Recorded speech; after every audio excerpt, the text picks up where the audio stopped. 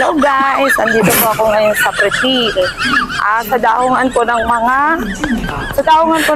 ano. Ay ate, hello po, kaway natin. Bablog po ako. Ito po ang turista po dito sa Binangonan. Ang Pretil po ng Binangonan.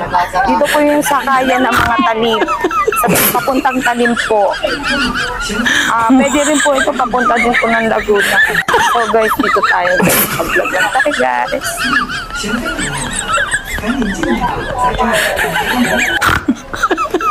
Sa public po tayo. Dito tayo vlog tayo. Dami po guys. Hello po tayo. Good morning po. So ito nga guys. Ang daming mga pumapasok. Galing po ito ng isla. So ito nga guys.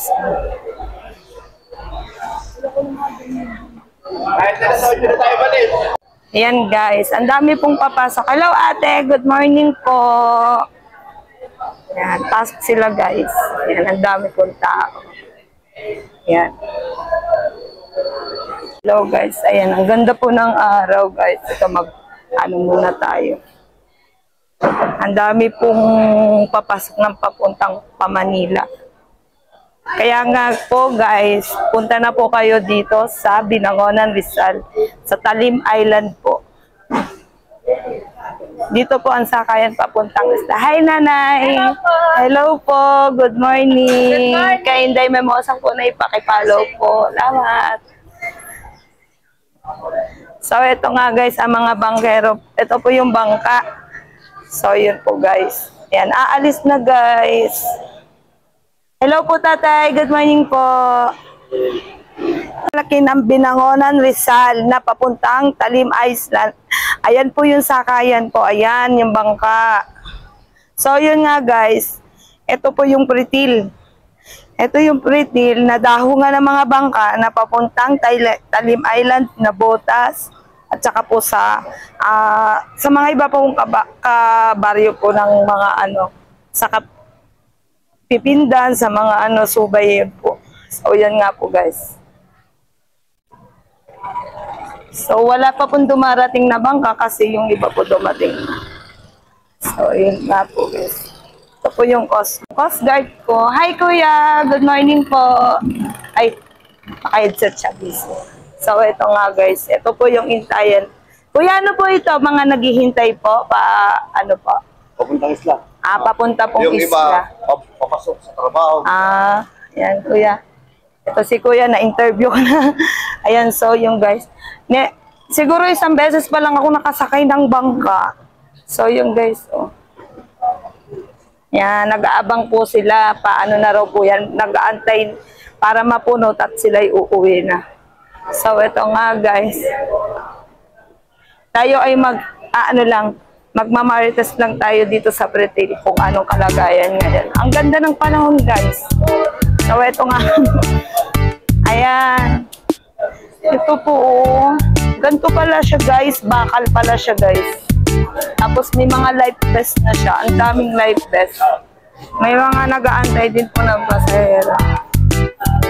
So wala pa. Yung iba po nakapasok na guys. Yung iba po papasok na. So yun nga po, tayo ay maglalakad na. Gano'ng mga tao guys. So ito nga po, tayo ay lilipat tayo naman sa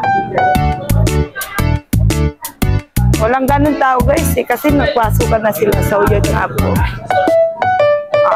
Mamaya na pauwi na lang po muna. Gosop yun guys. Bye bye. Shout out ako sa mga pinagmamalaking mga tindera ng isda ng Binangonan. Hello ate, kaway po. Ayan po. Pag tayo po nag-viral, andyan lang naman po kayo lagi. So ito po yung mga masisipag na tindera po ng Binangonan. Ano po yung ano talaga po dito halos na talagang kinakain ng Binangonan? Yung may pagmamalaki po natin. Yes. Proud Binangonan. Hipon. At Imelda. Yung Imelda, bigid po yun. Ano po? Bigid, tilapia. Ayan po ang pinagmamalaki ng Binangonan. Kaya so guys, punta na kayo dito sa Binangonan. Bili na kayo ng ayungin. Special ayungin ng Binangonan. Ayan, ayan si ate. Ate, ano pangalan mo? Grace. Ayan si Ate Grace, isang vendor ng isda dito. Proud to be Binangonan. Diba, te? Ito yung ayungin ni ate.